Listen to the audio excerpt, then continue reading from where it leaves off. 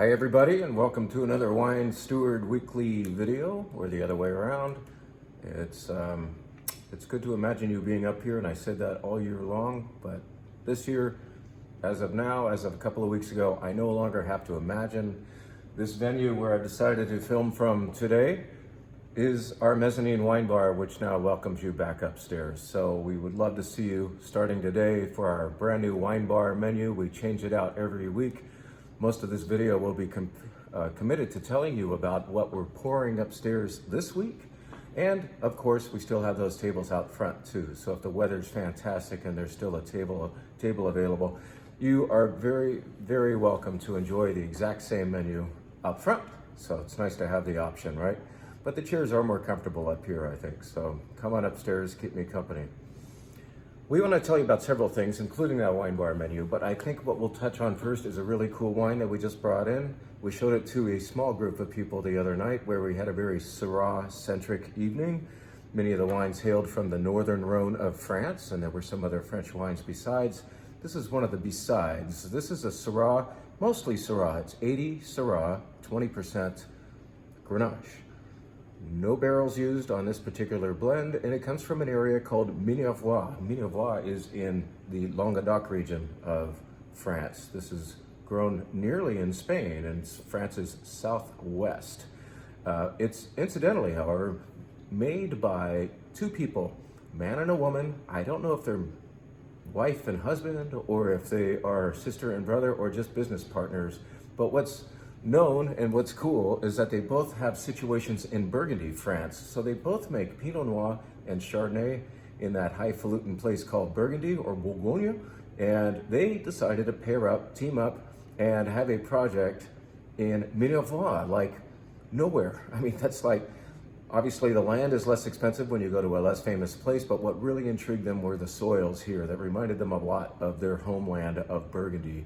So they set up shop to grow things like Carignan and Grenache and Syrah down there. This is beautiful stuff. And I'm mentioning it because not only did we taste it the other night, and I think it was well enjoyed, I just wanted to reiterate that Syrah does wonderfully in this glass, which we are calling the New World Pinot Noir glass. If you can tell, rather than being cut off right here and being called just a good old Pinot Noir glass, I don't have one of those up here. It's flared, it's taller, and then it goes in and really focuses the nose. And if you sometimes find your Pinot Noir to be a little too alcoholic, like you love all that fruit that's coming up, but there's heat along with it, this really focuses the fruit and turns down that alcoholic heat a lot. So also very versatile glass, and therefore wonderful with Syrah, New World Syrah and Old World Syrah. And you could call this kind of a fusion type because it's not quite as geeky and intellectual as a Northern Rhone Syrah. It's got a little more fruit than that. You can tell it's from the south of France with this joyful sundress quality fruit, and yet it's still thoughtful too, aromatic, and they kept it from being too over the top by keeping it out of barrels. So check this wine out, made by two different Burgundy producers, Anne Gros and Jean-Paul Tolot. All right, from Minervois, good stuff. Before we get into the wine club subject, or not wine club, we did that last week, the wine bar subject, before we get to that, we'd like to announce that as of a few days ago, Mary Denham refilled the freezer downstairs. At long last, it's full. Well, it's not, because for a few days, you guys have already been hitting it, and the Bloom's End products are heading out of here as rapidly as they came in. So this is just one item from Bloom's End, made by our daughter, Mary Denham. Let's see what we have brought up out of the freezer. This is, oh, great. The scones are back. Scones, this time made of dried fig and ricotta cheese. So doesn't that sound good? Every time she does a refill of the freezer, there are brand new recipes to try out on you. So you don't get tired of it, even if you've had her fantastic scones, among the best ever made. Well, you have to go finish them in your oven, of course. But every time you have them, they're going to be like a totally cool, different recipe. Always made with really quality ingredients. That's the Bloom's End way. So we encourage you to visit that freezer for gougere, biscuits, chocolate chip cookies, and other kinds of cookies, and these wonderful scones. So Bloom's End is back. Check it out. Let's also let you know that we are rapidly selling Burrata again, and I think it's because the sun's out. It's not because you have tomatoes ready in your garden. I think my cherry tomatoes are like that big, but I think we're in the mood because it's sunny out there, and also because the wine bar menu offers a Burrata that we prepare upstairs as one of the plates you can order to go with your wine. Point is, we're running out of Burrata too fast. We've been ordering it every other week. Well, we've gone to weekly ordering to try to remain to try to keep providing it. And, you know, it is perishable and we don't really want to throw it away at the end of its date or when it's not tasting so great anymore. So, you know, you're buying it now, so we've become brave enough to be carrying it, bringing it in once a week. This is just to say that this Burrata, which is flown all the way here from Italy, Puglia, Italy, so it's the real deal, is back.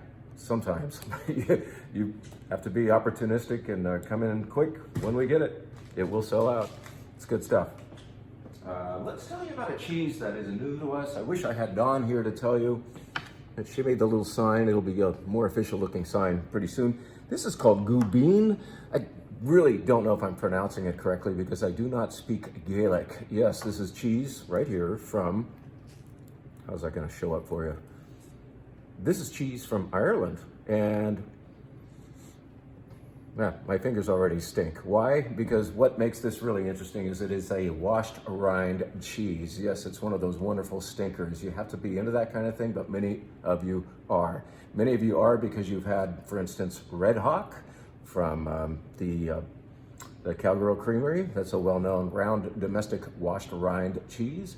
Some of you have read about or even had a cheese, perhaps the most famous, internationally famous washed rind cheese would be called Epoise. I think that's the cheese that for a while there, it was illegal to bring on the metro in Paris because it would just kind of stink up the whole car.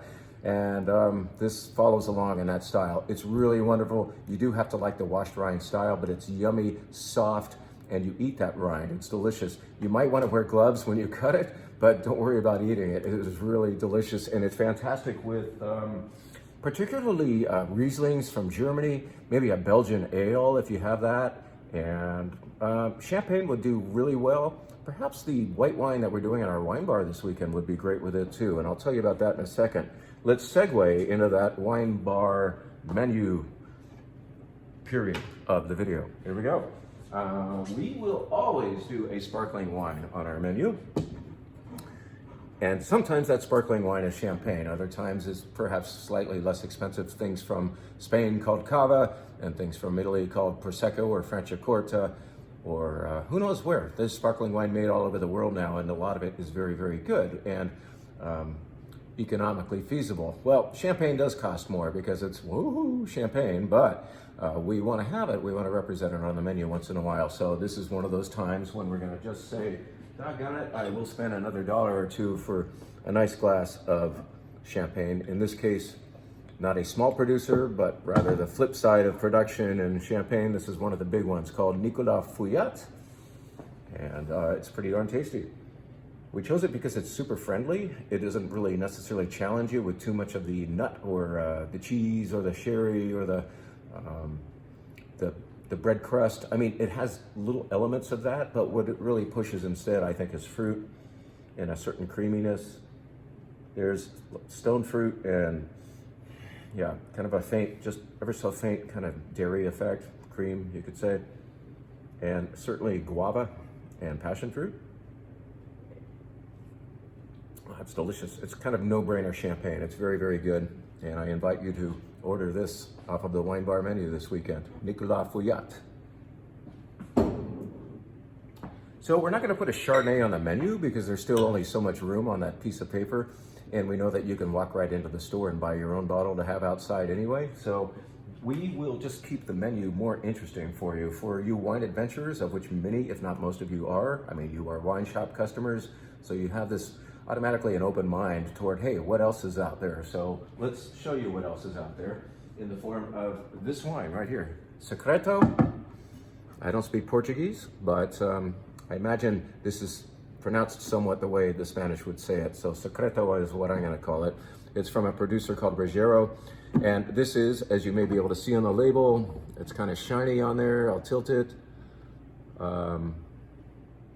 It is made of Albarino, which is the same as Albarino, as it's called in Spain, just right over the river north. And somewhere on here, it will also say, where is it? Somewhere, maybe it's on the back. Yeah, right here. Right there on the back, Vinho Verde. Yes, it's not Vino Verde. It's the correct pronunciation of this wine type is Vinho Verde. Vinho Verde. And you know it best as a wine like this. At least traditionally, people relate to Vinho Verde as being a very low alcohol wine that has carbonation, a little bit of frizzante to it, or pétillance. And it's a zingy, low alcohol, super gulpable white blend. Well, Vinho Verde, by the way, is not the name of a grape. It is the name of the wine region in northern Portugal. I believe the northernmost wine region in Portugal, just right up there on the border with Galicia, Spain. And Vinho Verde can, in fact, be a white wine done with a little bit more care, the application of a little more love, the investment of more time, slightly more expensive processes, and that's why we have this wine, Secreto. So whereas this new, very traditional, very recognizable style of Vinho Verde is now on the shelf too, this is what's on the wine bar menu. And I need a glass for it because I loved this wine when I first had it with a vendor the other day. Secreto Vinho Verde is made entirely this time of Albarino. Vinho Verde often uses a little bit of Albarino perhaps, or none at all, and uses less expensive grapes instead. But Albarino is kind of the king grape of this region. This wine, no bubbles perceived in my nose, and I already know, having had this wine before, there will be no bubbles in the mouth. This acts much more like an Albarino, a very good one from right over the river. Like I said, just across the Minho River is Spain, where they make Albarino. This is Albarino.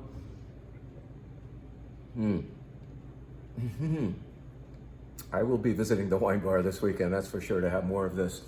What makes a white wine just a little more enriched? If we don't want to make it oaky, if we don't want to go over the top with white wine making to make it more fat and sexy, but we just want a little bit of mouthfeel, there's two other winemaking techniques that can get you that little skosh more room in the wine's seat and thighs, if you will. That would be, number one, a little bit of skin contact. So some of this wine was in fact before fermentation, sitting on the skins for, I think, a day or so. That can enrich the mouthfeel a little bit. What else can? Once the fermentation is over and all the yeast cells, their party over, have died and fallen to the bottom and have been renamed the lees, that creamy looking stuff on the bottom can be removed. In other words, the wine is removed from it to another tank on purpose sometimes. But if we want the lees to still give something good to the wine, we will actually let the wine stay surly or on those lees. That was done here. And in fact, what you can also do is stir those lees periodically back up into the wine. So that, called bâtonnage in French, or just lee stirring if you want in English, is performed on this wine. Both techniques, the skin contact and lee stirring, make this wine not heavy, not fat, but with all of its energy and zing. There's also just a tiny bit of delicious melon-like fleshiness in the mouth as well. Beautiful expression of minerality, citrus peel. If we're having a warm weekend, and I think we are, this will prove to be very, very popular. Now, this is another thing that's pretty cool, and we try to keep that menu interesting for you. We think the flavors we put in front of you are recognizable and, let's say, fairly safe and not too threatening. However, the places from which these wines come is always interesting, and sometimes the story too. Because the French, remember, name their wine by place. Sancerre is not the name of a grape, but the name of a wine region in the Loire Valley of France. And this is pink Sancerre. Maybe you've only had white Sancerre, but it also comes in pink and red. When Sancerre, from Sancerre, France, is white, I think most of us know now it is made of Sauvignon Blanc. It has to be by local wine law. Well, when it's pink or when it's red, it's made of what grape? Anybody? Anybody? It's made of Pinot Noir. Yeah, Pinot Noir grown in the very stony soils of Sancerre.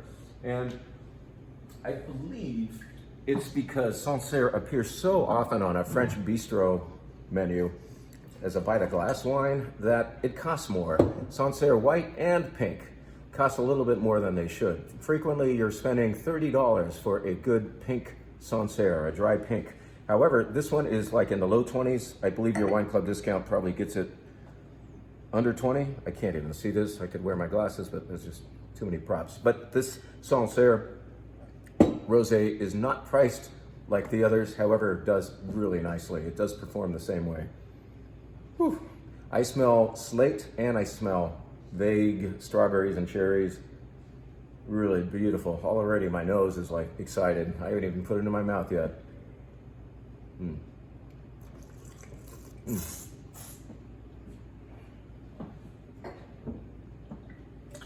I apologize for the slurpy sounds, but this wine is slurpy-licious. You guys ought to check out this Sancerre Rosé, especially because it is affordable compared to the others, and yet fully representative to place and type. 100% Pinot Noir, grown in Sancerre, France, made into dry rosé. Okay, so that's the rosé of the week on the wine bar menu. Now, what's the feature? Like last week was the very first time in over a year that we put an actual flight on the wine bar menu. I think we're gonna stick with that. Now, since the dishwasher is gonna kill me if we put 5 glasses in front of you at one time, we will in fact give you a 5-wine red flight this weekend, consisting all of one varietal. And yet, I think just to be easy on the table space and on our dishwasher, we should put 2 in front of you, pour 1 and 2, and then when you're through with those, we'll pour 3, 4, 5. How's that? So I'm just working through this. On Thursdays, when I'm putting that menu together and thinking about what we're gonna promote, I think about how to pour them and also what sequence, you know. We're gonna be pouring all Cabernet Franc for you this weekend, and I am getting the bottles open now to determine how each one gets to shine, because there's quite a psychology to the sequence in which you place all of these wines. You might go light to heavy, or you might go light, heavy, light, heavy, light, heavy to keep the mouth and nose excited and wondering. So I'm gonna figure out how to do that, but in the meantime, I'm gonna tell you about a few of the Cab Francs that will be in our 5 Cabernet Franc red wine flight this weekend. We're gonna start by going to the Loire Valley of France. And in fact, I hope you just saw this. This is not gimmickry. This is in fact how we will probably serve this wine, because we want to keep this particular #1 Cabernet Franc. I'm sure it's coming first. I know that part of the sequence.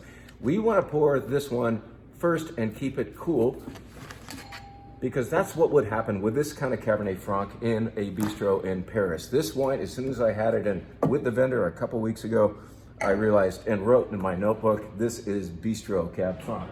Now, what does that mean? It means it's not heavy, and means it's best served with a slight chill. It means it will exude beautiful fruit, kind of a fruit juice kind of an effect, and a bit of pepper, because the Loire Valley Cab Francs tend to do that with Cabernet Franc.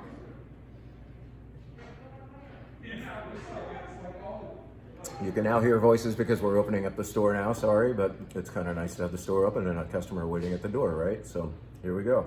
As I taste Cab Franc #1, juicy, a little bit of grip. If you want it to have less grip, warm it up a little bit, but I think it's really cool to drink this a little bit cold, have charcuterie with it on a warm summer night. This is summertime red right here. When the day may seem a little too warm for red wine, it's not for this, especially if you serve it with a slight chill. This is a producer in Saumur-Champagny.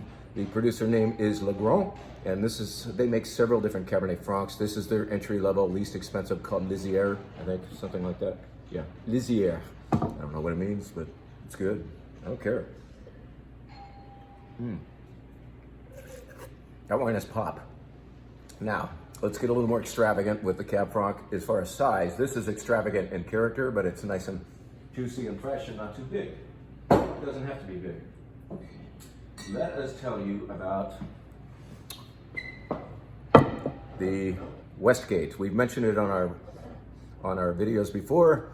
Not enough of you are coming in and grabbing it. It's delicious wine you need to know about, so it's going on the wine bar menu, so you can have a 2-ounce pour in your wine bar flight, or a whole glass. All of these wines are available by the glass too on the menu.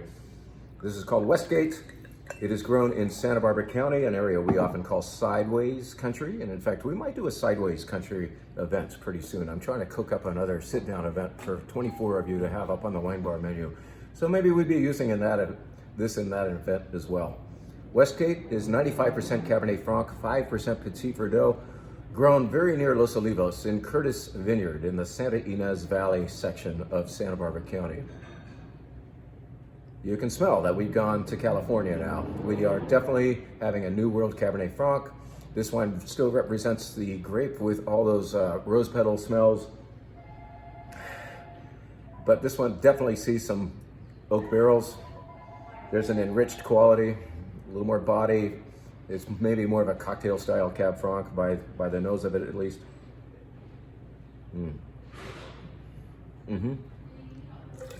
Easy going, good juice. Definitely California, but doesn't go too far. The nice thing about California, even California Cab Franc, is they tend not to be quite as dense as Cabernet Sauvignon. They're a little more gentle on the palate, and they can be more extravagantly fragrant. So super fun to smell, easy on the palate. Some people would call them kind of a feminine Cabernet Franc. Funny thing is, Cabernet Franc is actually one of the parents of Cabernet Sauvignon. Did you know that? Sauvignon Blanc is the mom and Cab Franc is the dad. Or the other way around, I don't know. Maybe they were both dads. That'll be fun. Westgate Cabernet Franc, doesn't say it's Cab Franc on the front, but it is on the back, and 5% Petit Verdot. That's on the wine bar menu. How about this? You've seen this before, the label has changed a little bit, but this is to announce the triumphant return of the new vintage of Breccia Monte Agrelo Cabernet Franc from Mendoza, Argentina. It's from the Agrelo part of Mendoza. And this has been a very, very, very good friend of ours for many years.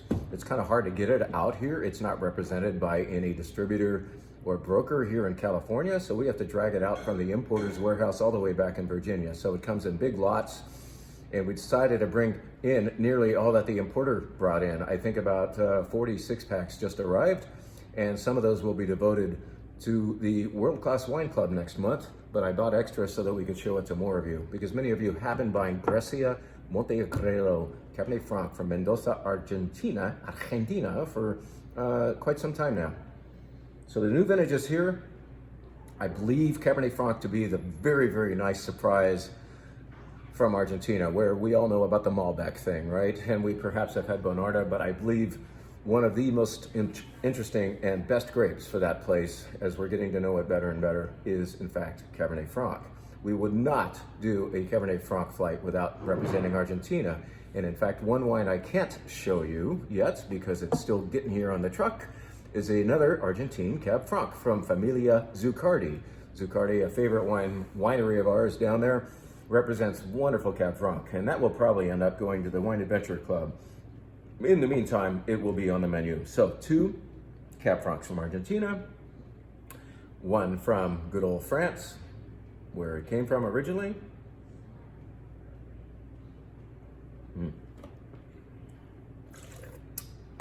This will prove popular. A little more chocolate to it. Yummy. It doesn't sell out. It doesn't lose its soul of Cab Francness. There's still a little bit of that fun tinge of green, but this one, like I said, a little more chocolate in the mouth. Really lovely wine. Well, I said there was 1 from France, 2 from Argentina, and 1 from somewhere in California. How about 1 more from California? How about 1 more that hails from, let's say, 6 miles east of here? Yes, the Livermore Valley.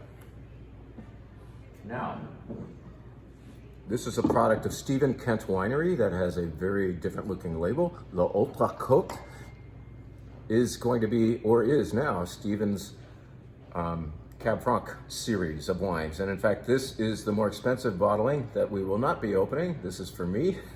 What is going to be for you and for the wine bar menu is also on a truck and heading here right now. So hopefully by 1 o'clock or 2 o'clock today, the flight will be intact and you'll be able to come upstairs or out front and have the whole deal.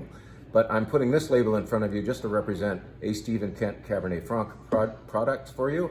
What is going to be on the menu is L'Autre Côte, not necessarily entry level in price, but less expensive. And most importantly, it is the red wine from the Livermore Valley that I would call the most European representative, effectively European representative red wine I've ever had from the Livermore Valley.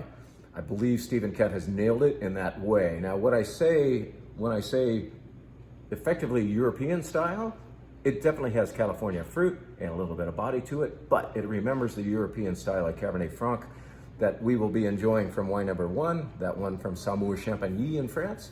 It will remember that. Maybe we will bookend. We do the Saumur-Champagny at the beginning, and this will be the last wine, not because it will be the biggest, but because it is a nice reminder of what Cabernet Franc is when it's not overmade. It is really beautifully done, super fragrant. It's got the savagery of Cabernet Franc that they can often have, that we often hope for. And I really look forward to your reaction. We're bringing in a couple cases to get started, and I hope you'll check it out. I hope you'll check out the whole Cabernet Franc flight. And I'm realizing there's one more item back here that I forgot to show you. So before we sign off, let's say that Mary also makes awesome granola. So this is not on the freezer, but parked on top of it. But there are two kinds of granola there. This one is, I think, pecan and maple and olive oil. And there's another totally different one down there too. So whether you have this for breakfast with milk or just munch on it on its own, or if you're the type that likes to sprinkle great granola over yogurt, do it any way you want, but try the Bloom's End granola. It is terrific. I got some for Christmas and I've been buying it ever since. First one's free, right? Well, thank you for watching. Come see us at the wine bar. Have a great weekend and enjoy that sunshine out there. See you soon and try some Cab Franc.